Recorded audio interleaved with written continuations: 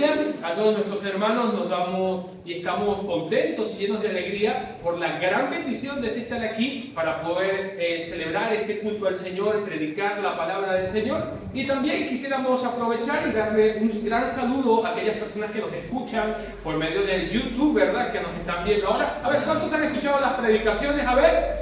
No se te olvide, muy bien, qué bueno. Acuérdate de dejar un like. Acuérdate de suscribirte y activar las campanitas para que la semana cuando subamos las predicaciones puedas escucharla. Y también no se te olvide, sobre todo, compartirla. Mira que estamos ahora mismo tomando esta serie de predicaciones de familia. Hoy vamos a seguir en la parábola del hijo pródigo y tú dirás, pastor, ¿pero qué tanto exprime esa parábola? Hay mucho. Recuerda que el título de esta serie de mensajes es El hijo pródigo, una historia con personajes en reparto. Hemos hablado del hijo derrochador. A ver, ¿quiénes se recuerdan? ¿Cuál fue el tema de la semana pasada? El padre. Ajá, mira, se recuerdan. El padre misericordioso, impactante, ¿verdad? El padre corrió hacia el hijo para abrazarlo y decirle, vengan piedras sobre mí, para que su hijo finalmente no muriese. Y hoy vamos a predicar bajo el tema, el hermano envidioso. ¿Cuántos tienen buenas relaciones con sus hermanos y con sus hermanas? ¿Verdad? Pero ¿verdad que han habido momentos donde lamentablemente no ha sido tal vez la mejor de las relaciones con nuestros familiares? Pero aquí estamos para poder ver la palabra del Señor, así que abre tu Biblia en el Evangelio de Lucas, en el capítulo número 15 del Evangelio de Lucas. Capítulo número 15 del Evangelio de Lucas, ahí en tu Biblia. Es la lectura básicamente que hemos tenido, pero hoy vamos a considerar las porciones. Lucas, capítulo número 15. Vamos a tratar de avanzar. Lucas, capítulo número 15, ahí en tu Biblia, por favor. Lucas, capítulo número 15. Si lo tienes, dime un fuerte amén. Sígueme con tu vista en Lucas 15. Vamos a considerar hoy las porciones que van desde el versículo 25 hasta el versículo 32.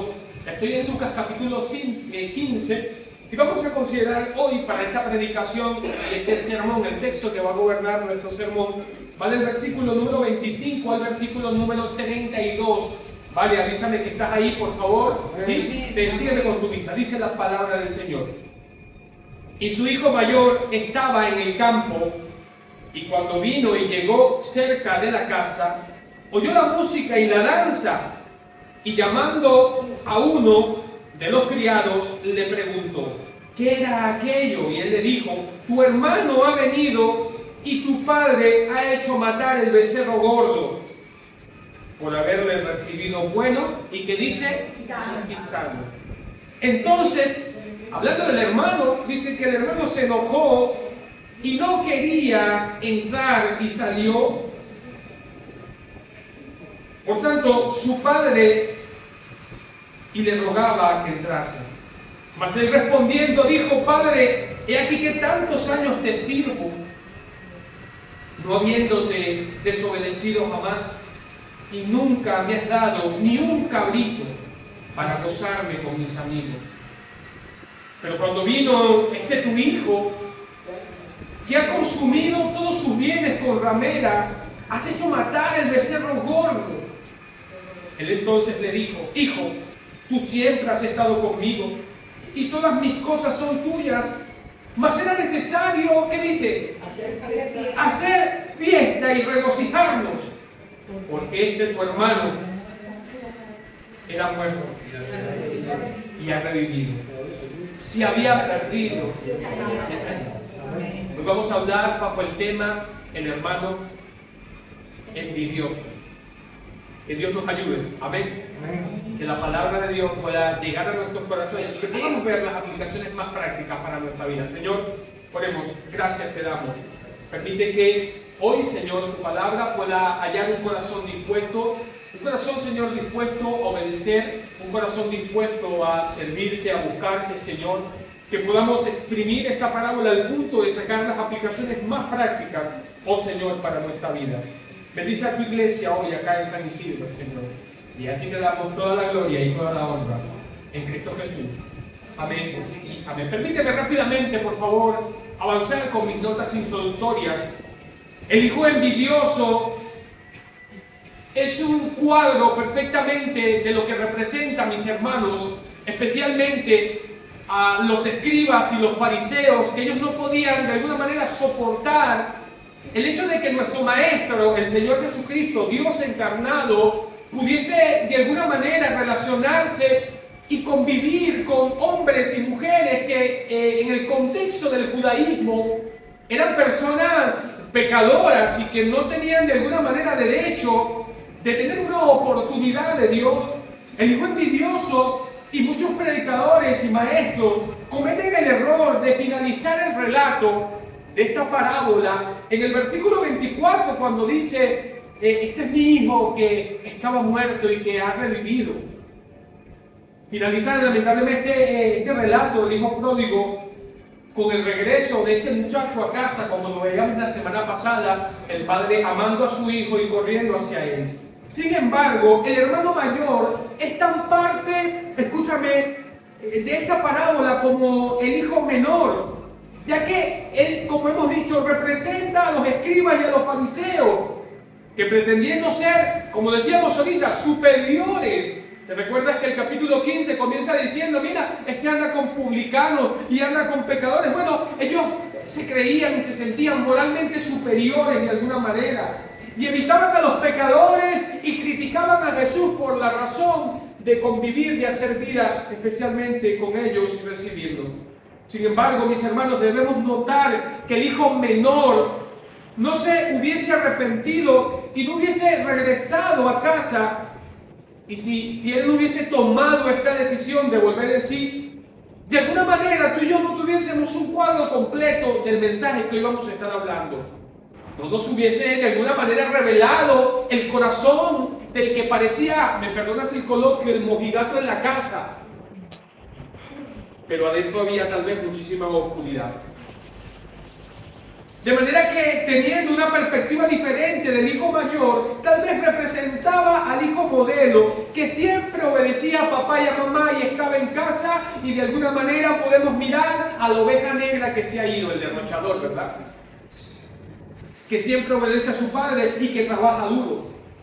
Pero hoy, el regreso del hijo pródigo, de manera a grosso modo, nos puede mostrar, y nos mostró la semana pasada, la generosidad de su padre. Y saca a la luz realmente lo que había en el corazón del hijo mayor, revelando, mis hermanos, algunos pecados horribles que estaban ocultos en el corazón de ese muchacho. Y esto es lo que vamos a estar mirando hoy, porque escúchame, vamos a ver que entre estas líneas y estas palabras que él le va a decir a su papá, pero es que a mí nunca me has dado un cabrito, vamos a ver que hay envidia, vamos a ver que hay en un corazón lleno tal vez de oscuridad. Y yo quiero, permíteme, hacer un paréntesis e introducir una aplicación práctica. ¿Por qué no gozarnos con las bendiciones de otros? ¿Por qué no regocijarnos cuando vemos que personas vienen a los pies de Cristo? En el corazón de este muchacho, del hijo mayor, a través de estas líneas, mis hermanos, podemos considerar que había avaricia. ¿Qué crees tú? Que había avaricia, que había orgullo, había malicia, había envidia. Había tal vez un espíritu poco perdonador de alguna manera. Y estos son pecados que tal vez podemos tener presentes hoy en nuestra iglesia. Son pecados que podemos tener presentes hoy dentro de familias. Puedes creer que familias divididas, como ya lo hemos predicado y lo hemos hablado, envidias entre hermanos.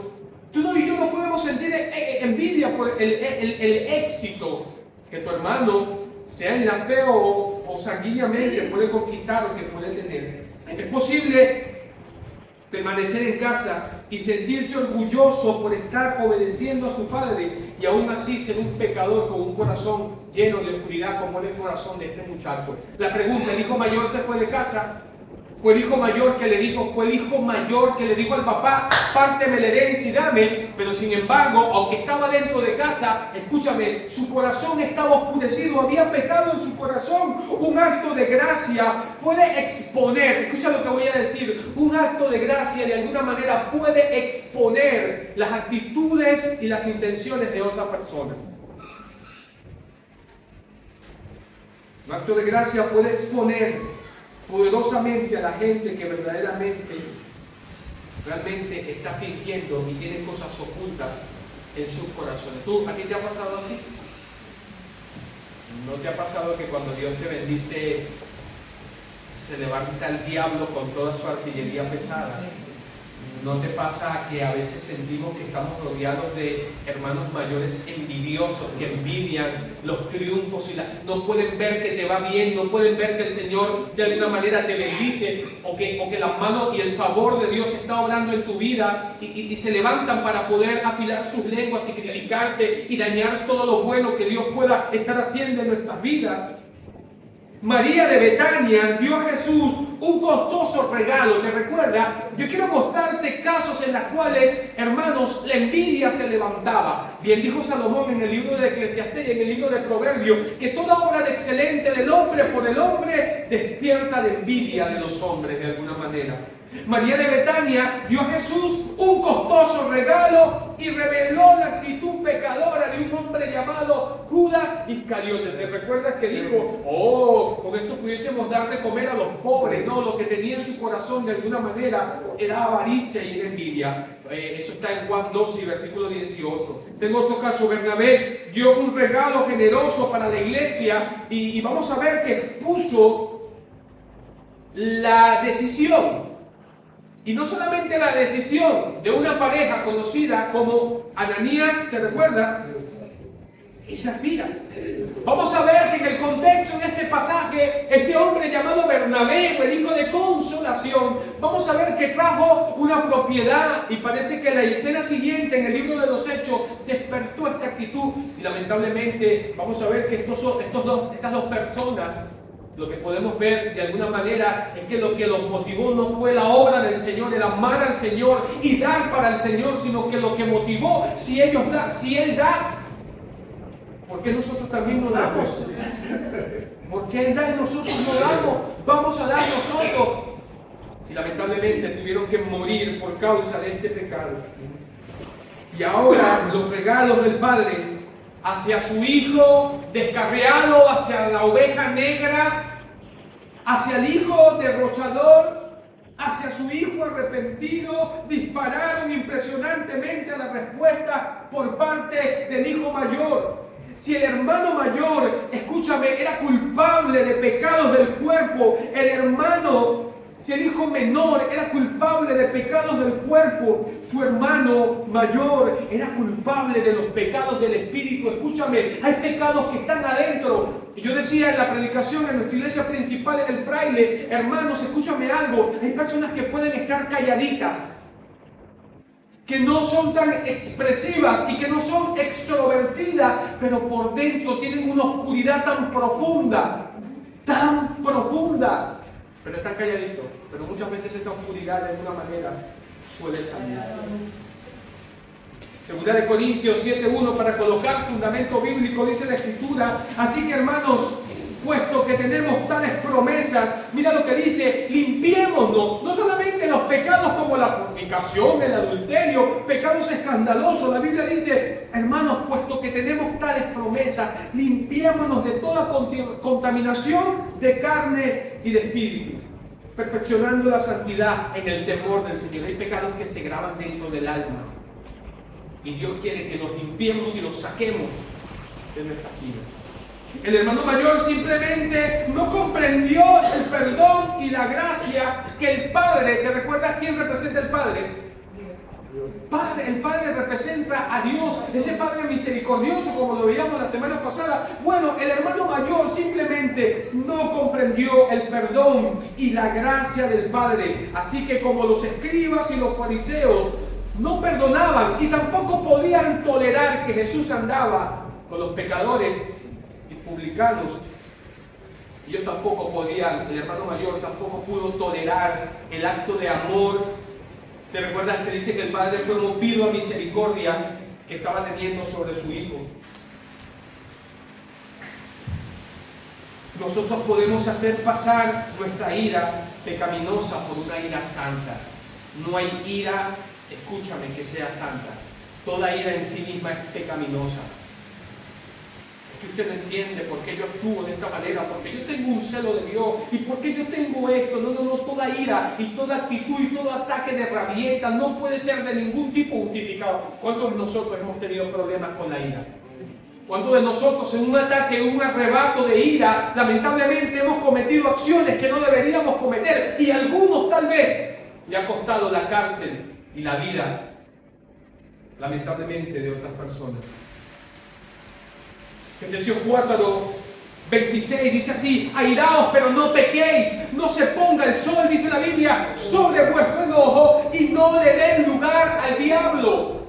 El problema no es que algo el problema y la situación pasa, no es que las cosas no nos incomoden y no nos lleguemos al punto de molestar. El problema es el estallo. Todo comienza con un enojo y finalmente la ira es el momento donde todo estalla, donde hay una acumulación de enojo en nuestro corazón, porque el punto más peligroso, ¿sabes cuál es? En el corazón. Este muchacho estaba enojado. Del versículo número 25. Versículo 28, perdón, mira lo que dice la Escritura. Entonces se enojó el hijo mayor. ¿Y qué pasaba? Y no quería entrar. ¿Qué estaba? Enojado. No quería entrar. Salió por tanto su padre y le rogaba que entrase. El corazón del hijo mayor, ¿qué tenía en su corazón? Tenía enojo. Probablemente tenía ira. Dice la Biblia, deja el enojo. Desecha el enojo, deja la ira, desecha el enojo. Pero Dios ve nuestros corazones y Él sabe la diferencia. Cuando regresó el pródigo, tuvo dificultad para aceptar el perdón de su padre. Tuvo dificultad para poder entender de que Dios estaba perdonando a su hijo, al que él amaba. A su hijo, al que él amaba. El hijo mayor, sin embargo, se sentía que su hermano no debía recibir ningún perdón. ¿Ves las declaraciones? Puedes ver en líneas las declaraciones del hermano cuando le dice: pero es que este hombre se ha gastado el dinero con las prostitutas. De hecho, él es quien revela, parece que era el detective espiritual de su hermano. Se ha gastado el dinero con las prostitutas en la calle, ha derrochado tu dinero y tú vienes y a mí ni siquiera me has dado un capito y con él has hecho matar el becerro gordo. ¿Cómo puede ser eso posible? ¿Saben que probablemente tú y yo no hemos entendido el concepto de misericordia y de gracia?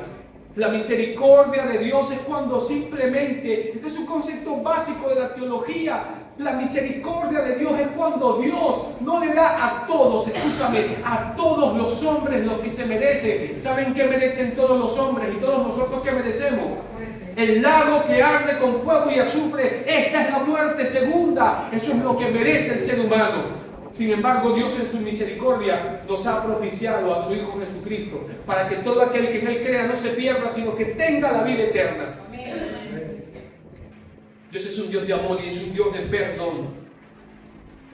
Se rehusaba, no estaba de acuerdo con que su padre no quería ni siquiera a este hermano mayor. Era tanto la envidia en su corazón del bien que Dios, que el padre le estaba dando a su hermano, que ni siquiera quería hablar con ellos. Mirad, en el mismo versículo 28 dice: y le rogaba que entrase. Le estaba rogando: por favor, hijo, puedes imaginarte el escenario, todo el banquete servido. Seguramente, no me voy a adelantar a la semana que viene, pero estaba ahí su madre, sus vecinos, dice el contexto del pasaje. Una vergüenza, un berrinche estaba haciendo el muchacho afuera. Un ataque de celos, un ataque de envidia. Tremendo.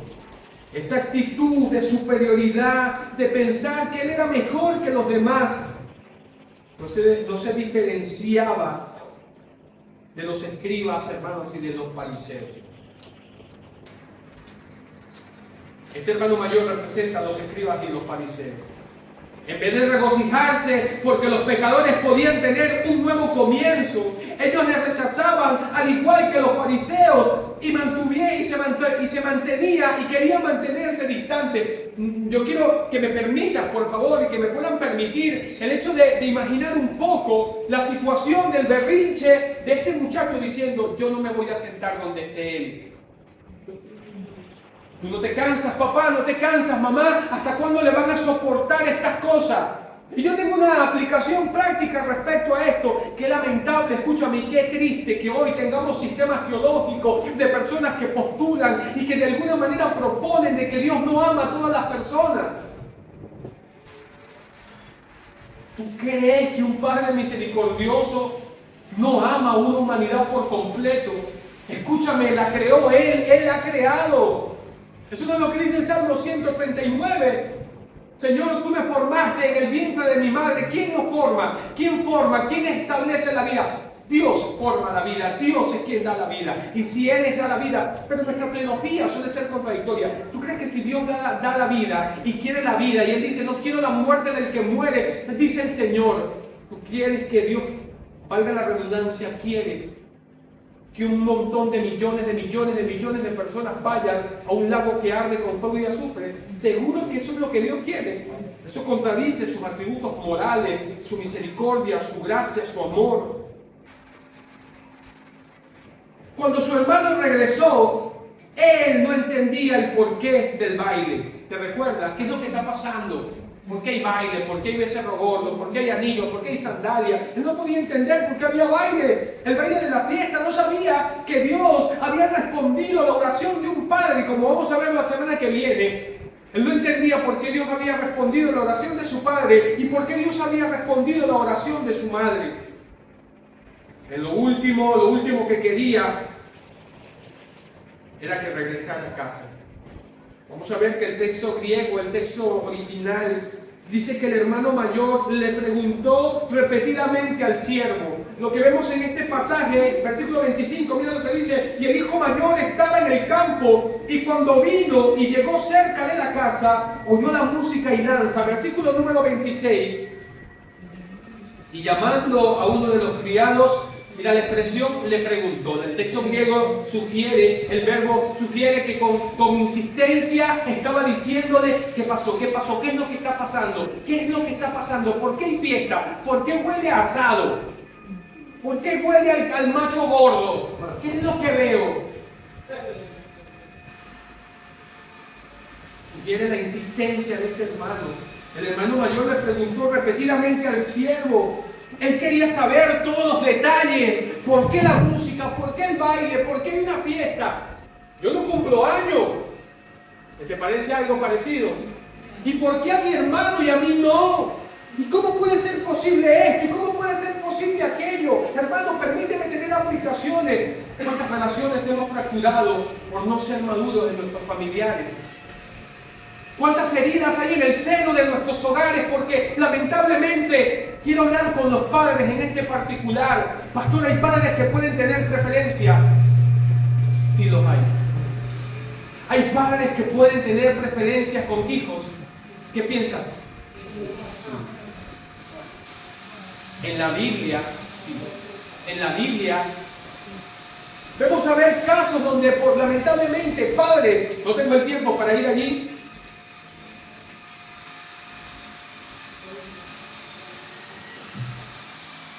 padres que tenían preferencia con sus hijos. Vemos el caso muy conocido de Jacob y Esaú. Isaac y Rebeca, uno prefería a uno y la otra prefería al otro. Eso hizo que la relación de dos hermanos se quebrase al punto de que uno de sus hermanos estaba buscando a su hermano para poder asesinarlo y matarlo. Yo quiero presentar ahora mismo 4 preguntas. Mi amor, ciérrala completa si quieres, no pasa nada. Yo quiero presentar ahora 4 preguntas para poder saber o reconocer lo que hay en nuestro carácter.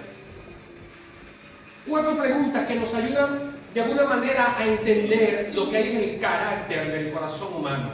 No te las pierdas, ven conmigo. 4 preguntas que nos llevan a comprender el carácter humano. ¿Qué me hace reír? Lo que te hace reír nos dice mucho de tu carácter. Desglóselo y explíquenlo, pastor, voy a hacerlo. Si tú te ríes de morbosidades y de chistes de doble sentido, nos habla mucho de tu espiritualidad y de tu carácter. ¿Qué te hace reír? ¿Qué te hace llorar? Le decía a los hermanos en el fraile: escúchame, yo no puedo llorar. Hay películas que suelen ser muy una predicación, si cuando tú escuchas una canción que glorifique el nombre del Señor, que hable acerca de la muerte de nuestro Maestro por tus pecados y por mis pecados, si cuando vienes a la iglesia cantamos, y eso no puede quebrar tu alma, y son otras cosas las que te hacen llorar, nos habla mucho también de nuestro carácter. ¿Qué me hace reír? ¿Qué me hace llorar? ¿Qué me hace enojar? ¿Te da alegría cuando otros prosperan? ¿O sientes enojo? Tú sabes que tu pastor llegaba con el Volkswagen blanco. ¿Te recuerdas cómo llegaba el Volkswagen blanco? El Gol. Y cuando soltaba la dirección, sonaba todos los metales sonaban completos. Era una orquesta por completo. Pero qué bendición que nuestros hermanos se regocijaron porque Dios abrió puerta. Tu pastor pudo tener una bendición del cielo. Pero lo que quiero dar a entender, y me perdonas este momento para poder significar el hecho de que nos gozamos con las bendiciones de otros. Nos gozamos cuando nuestro Padre Celestial puede bendecir a otros. Y recuerda que la bendición de Jehová es la que enriquece y no añade tristeza con ello. ¿Qué me hace reír? ¿Qué me hace llorar? ¿Qué me hace enojar? Y finalmente, ¿por qué cosas nos sacrificamos en la vida? ¿Te sacrificas por Dios? ¿Haces todo lo que está a tu alcance para poder venir a la casa del Señor, para poder cantar, alabar y servir a tu Dios? O tal vez, lejos de eso, las razones de nuestro sacrificio tienen que ver con otros aspectos que no involucran a Dios de ninguna manera. Estas son algunas preguntas que nos llevan a entender acerca, mis hermanos, del carácter. Esta no es una evaluación infalible. Es asombroso cómo podemos aprender acerca de nosotros mismos cuando nos planteamos estas preguntas. Fácilmente podríamos pensar que el hermano mayor se alegró al escuchar que su hermano había regresado. Pero el simple hecho de que sus padres estaban regocijándose no le dio un motivo de alegría a este muchacho.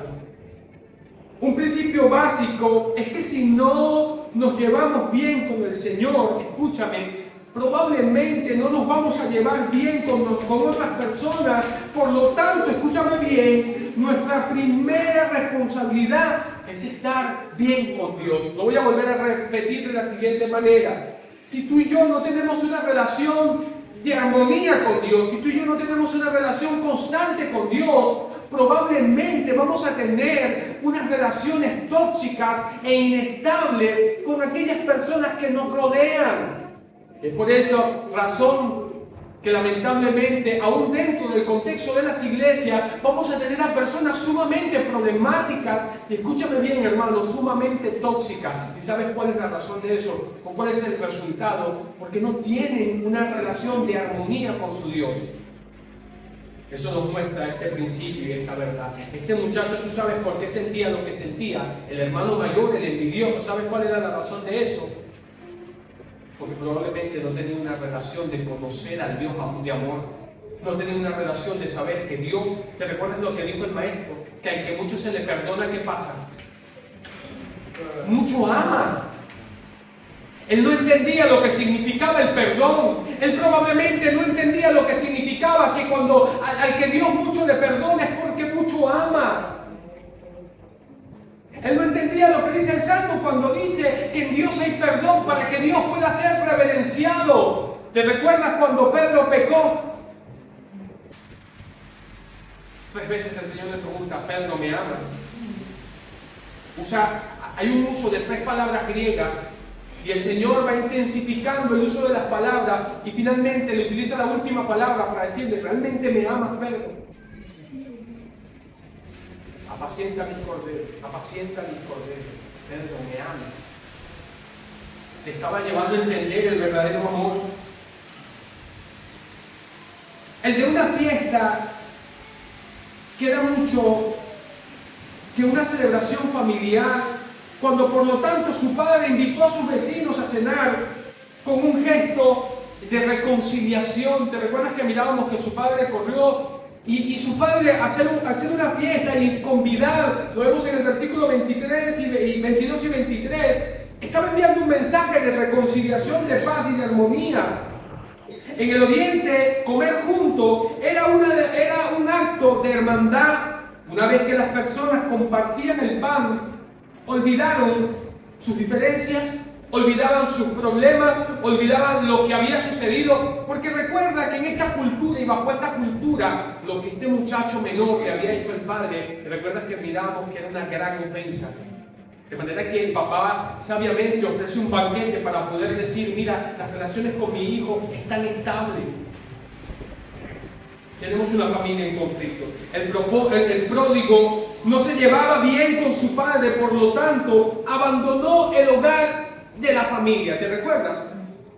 El hermano mayor, por el contrario, despreció al menor, discrepó con su padre y se defendió lleno de ira. No me toques, no me agarres, no voy a entrar. Rompió las relaciones con los demás.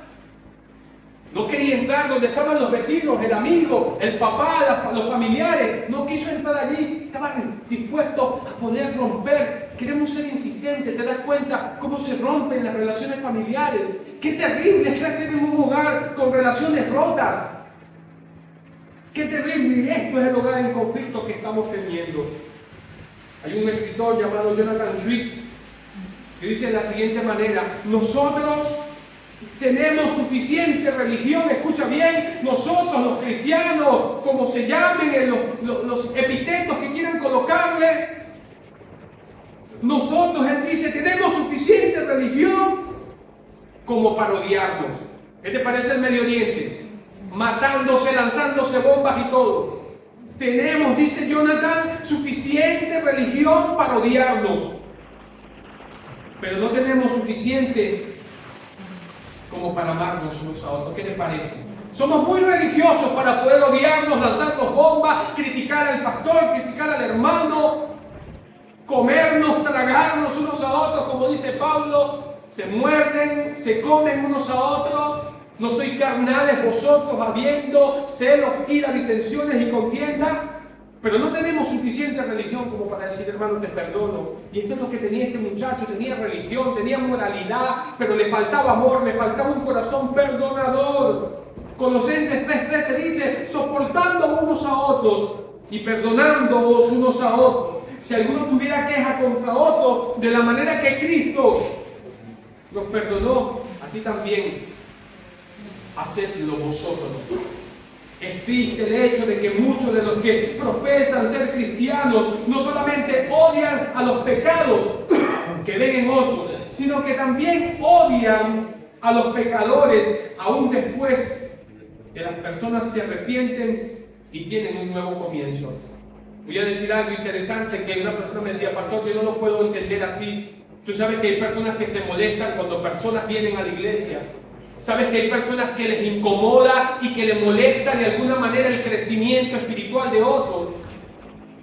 ¿Puedes imaginar que una persona en su corazón sienta molestia porque una iglesia está creciendo? Eso ocurre lamentablemente. La iglesia es una familia, ¿cuántos lo creen? La iglesia es una familia y Peniel debe ser una familia, de manera que cada persona que entra, escúchame, escribí en mis notas, por esa puerta, debe ser recibida y debe ser acogida como una buena familia que debemos ser. Escúcheme, hermanos, de este punto de visión de San Isidro. Escúchame algo. Cada persona que entra por esa puerta por primera, segunda vez, debe ser recibida como hemos acostumbrado y recibirla como una persona a la cual amamos y queremos, como una familia que somos. Ese debe ser nuestro sentido. Yo volvería a un lugar así, créeme. Yo volvería a un lugar como este. No podemos atentar contra el hermano, no podemos atentar contra el abuelo, no podemos atentar contra el padre, no podemos atentar contra los miembros, escúchame, de una familia. Necesitamos gozarnos y alegrarnos. Una de las cosas y uno de los principios que mi esposa Dayana y yo tratamos de inculcarle a la niña es parte de nuestras enseñanzas que hemos recibido en nuestra crianza. Hay un dicho venezolano que repetimos siempre y yo se los he compartido, que decimos: no podemos ser oscuridad para la casa y claridad para la calle. La familia tiene que ser algo fundamental fundamental. La familia tiene que ser algo principal. Voy a gozarme y voy a regocijarme con las victorias y las bendiciones de mi familia. Cuando en vez de estar humeando a los pecadores como si fuéramos mejores que ellos, recibámoslos con nuestros corazones. ¿Qué te parece? Alabemos al Señor, a nuestro Padre Celestial, por habernos salvado. Versículo 24 y versículo 32.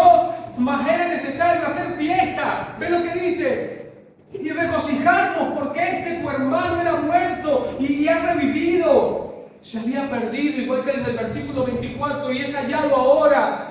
Es un motivo de regocijo. Tú sabes que me regocijo cada vez que los veo a cada uno de ustedes de este punto de visión y los veo cruzar por esa puerta. ¿Sabes qué? No es porque quiero predicar a una multitud, porque quiero hablarle a personas, escúchame, no tiene nada que ver, es porque me siento en gozo, me siento en alegría ver a los hijos de Dios, colocando a Dios como lo primero, como debe ser en sus corazones y en su vida, porque sé que eso les va a bendecir emocionalmente, sé que eso les va a bendecir espiritualmente y aún materialmente. Qué bueno es poder honrar al Señor, qué bueno. La queja del hermano mayor es que su padre no era justo. Ese padre mío no es justo. Pero él no tenía un entendimiento correcto de lo que significaba la gracia de Dios. La Biblia dice que la gracia de Dios se ha manifestado ¿para qué? Para salvación de ¿quiénes? De todos, no de un grupo, de todos los hombres. Si Dios hiciera lo que es justo, escúchame este razonamiento y piensa conmigo. Si Dios hiciera lo que es justo, seríamos condenados para siempre. Todos. ¿Es así o no es así? Y cuando digo todo, me refiero a todo ser humano. Lo que nosotros necesitamos no es justicia. Lo que el ser humano necesita es misericordia. Lo voy a volver a repetir para aquellos que nos van a mirar por esa cámara, por ese video, hermanos que están aquí. Lo que tú y yo necesitamos no es justicia. Lo que el ser humano necesita no es justicia. Lo que el ser humano necesita es la misericordia del Señor. Y gloria al Señor, porque como el Padre misericordioso, Dios es un Dios misericordioso. Como lo vimos la semana pasada. Vamos a ver al Padre que se humilló. Al Padre que se humilló. Hemos visto cosas sorprendentes en este pasaje. El Padre, pero no hemos visto tal vez lo suficiente. Él se humilló frente a sus invitados y fue a suplicarle a su hijo iracundo, según el versículo 28, hijo, entra por favor a casa, entra. Tu familia y yo estamos reunidos, por favor, entra. Deja el conflicto. Si te parece algo familiar, ¿te parece algo así vivido? Los berrinches del hermano, del mayor o del menor, del papá, de la mamá. El verbo significa que siguió suplicándole que lo hiciera. Al Padre parece que el verbo que tenemos en el versículo 28, que le insistía, da la idea de que le estaba diciendo, por favor, hijo, escúchame, entra, deja los problemas. Vamos a dejar el conflicto. Has tenido que hacer ese papel en tu hogar. Y tal vez tú has sido el causante de ese conflicto. O otros han causado el conflicto. Y el padre le está diciendo, por favor, hijo, entra. El banquete está servido, pero el muchacho peleando, el mayor, pero ay, yo matarme el becerro gordo por mi hermano, pero no pasa nada, cómete un pedazo de carne y deja el problema. Cosa que tu hermano estaba perdido y ha revivido. ¿Cuántos de los que estamos acá que hemos perdido a nuestros hermanos mayores deseáramos estar con ellos ahora mismo y darle un beso y darle un abrazo? Pero este muchacho, lamentablemente, su hermano que estaba vivo y estaba ahí, pudo haber perdido la vida en el país extranjero. Lamentablemente, mis hermanos. Ya estoy aterrizando, no te preocupes.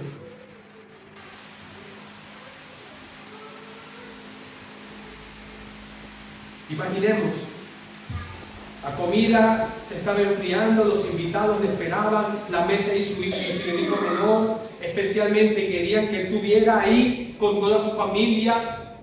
Ves la imagen, todos compartiendo, todos ahí. El padre vivía por gracia y su hijo mayor vivía por ley. Pero el hijo nunca aplicaba la ley para sí mismo, porque el problema de las personas, escúchame, envidiosas y moralistas, es que ellos quieren tener ley para otros, pero no son ley para sí mismos. Esto es un gran problema. Y aquí tenemos un contraste, de alguna manera, entre la ley y la gracia. Dice 1 de Pedro 4:8, y ante todo, tened entre vosotros, dice, ferviente amor, porque el amor, ¿sabes qué va a hacer? Va a cubrir multitud de faltas. Lo que le faltaba al hijo mayor era amor y sacar la envidia de su corazón. El amor no nos limpia nuestros pecados. El amor es un sentimiento que fundamentalmente viene de Dios hacia el hombre. Eso es el verdadero amor. Así que solamente la gracia de Dios se ha manifestado a través de la cruz para poder pagar, mis hermanos, tus pecados y mis pecados. Por la actitud pecaminosa del hermano mayor, se encontraba fuera de la comunión, por lo tanto, no tenía acceso a ser parte de las relaciones amorosas. Estaban disfrutando de alguna manera el padre y el hijo menor. Se habían restaurado ellos, según la semana pasada lo que vimos. El padre había corrido para poder perdonar y amar a su hijo menor, sí, pero el hijo mayor insistía en perder esta bendición. El hermano mayor no era una persona libre para sentirse seguro. Trabajaba duramente, pero no porque era un hijo amoroso. Él trabajaba en el hogar y decía, yo he trabajado, yo siempre estoy en tu casa, pero a mí nunca me has dado nada. Más bien, no como un hijo libre, trabajaba de alguna manera como un esclavo. Versículo 29 dice, mas él respondiendo dijo al padre, he aquí que tantos años te sirvo, no habiéndote desobedecido jamás, y nunca me has dado ni un cabrito para gozarme con mis amigos. Pero cuando vino tu hijo, que ha consumido sus bienes con rameras, has hecho matar para él el becerro gordo. Y entonces dijo, hijo, tú siempre has estado conmigo y todas mis cosas son tuyas. Mas era necesario hacer fiesta y regocijarme. Era importante hacerlo. La gracia le da gloria a Dios. El amor y la gracia, ¿saben qué le da a Dios? Le da gloria. Cuando Dios perdona a los pecadores, ¿saben qué le da eso a Dios? Le da a Dios gloria y honra. No nos distorsiona la imagen de un Dios amoroso, por el contrario, nos decimos, wow, qué grande Dios, wow, qué amoroso y qué misericordioso es nuestro Dios.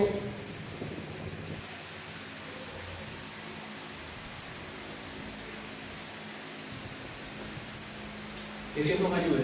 Amén. Amén. Recuerda, esta es una historia con personajes en reparto. ¿Sabes cuál es mi oración para poder terminar este sermón? Que en ningún centímetro tú y yo nos parezcamos al hijo envidioso. Tú sabes que las redes sociales están llenas de hijos envidiosos que no quieren la salvación de los pecadores. Tú sabes que las iglesias están llenas aún de pastores y de muchas personas que aún el dinero es más importante que personas sean salvas. Que no les importa absolutamente nada con tal de poder lograr su fe. Es que usted no entiende la visión, usted no entiende tal. No entendemos absolutamente nada que ponga un tropiezo para que las personas puedan venir a los pies de Cristo. ¿Sabes que lo más importante que se lleva a cabo en este mundo ahora mismo es la predicación y la proclamación del Evangelio? Que no hay más nada importante mayor que eso.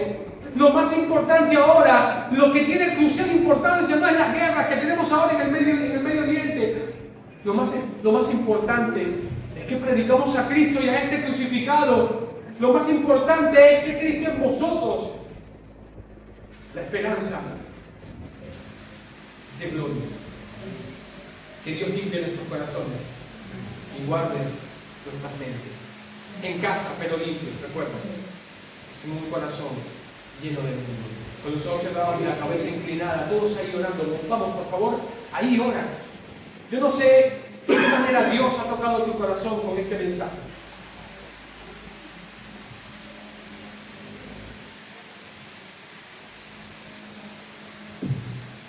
Tal vez tú y yo hemos estado en el lugar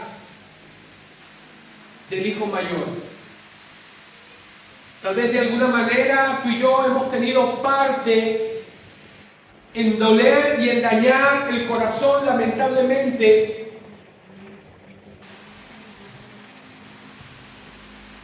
de aquellos seres queridos que nos rodean.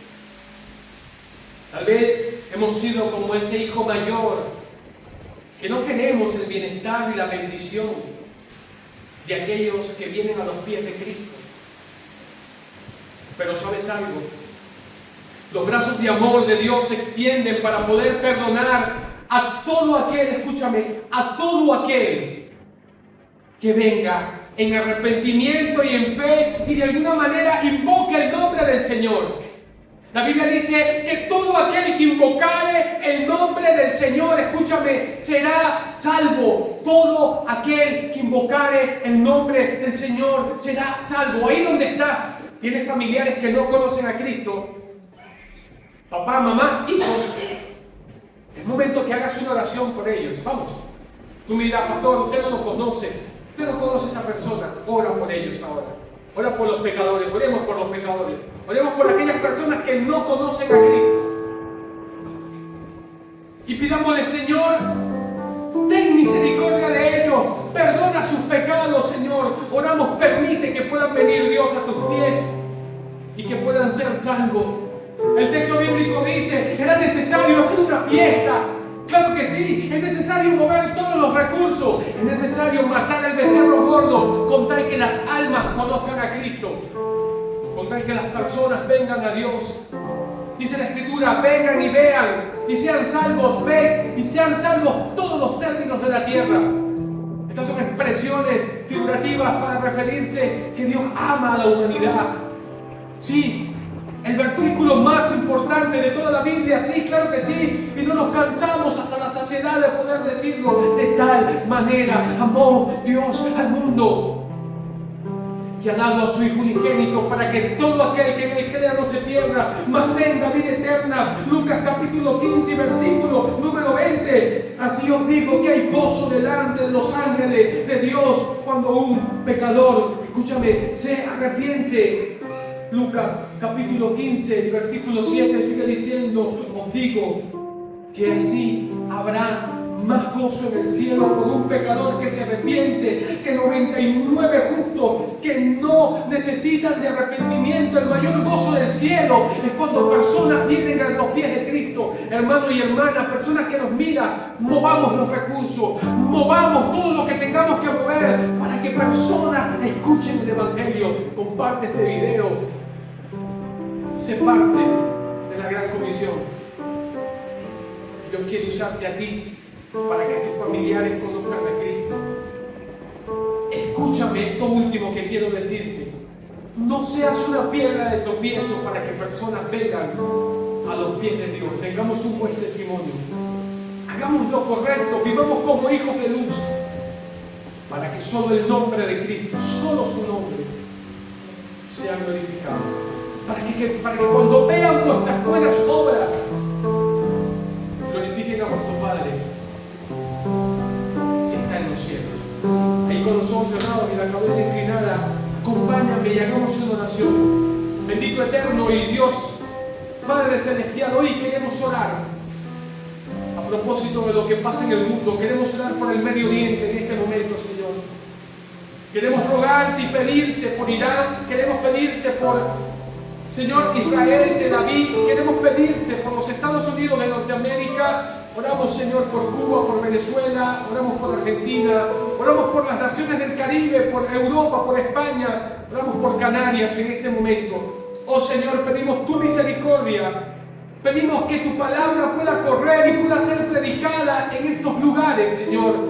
Y que personas puedan conocerte. Permítenos regocijarnos cuando personas vengan a tus pies, Señor. Oramos en este momento, oh Señor, permite que podamos invertir los recursos, que podamos ser un canal, que podamos ser un medio, Señor, y no un depósito en el cual tú, Señor, en tu nombre, oh Dios, pueda ser glorificado. A ti sea, oh Dios, toda la gloria y toda la honra Porque oramos a ti, oh Señor, en Cristo Jesús. Amén. Y amén. Que el Señor les bendiga a todos mis hermanos. Muchísimas gracias. Estamos despedidos. Bueno, del video. Vamos a continuar con nuestro programa.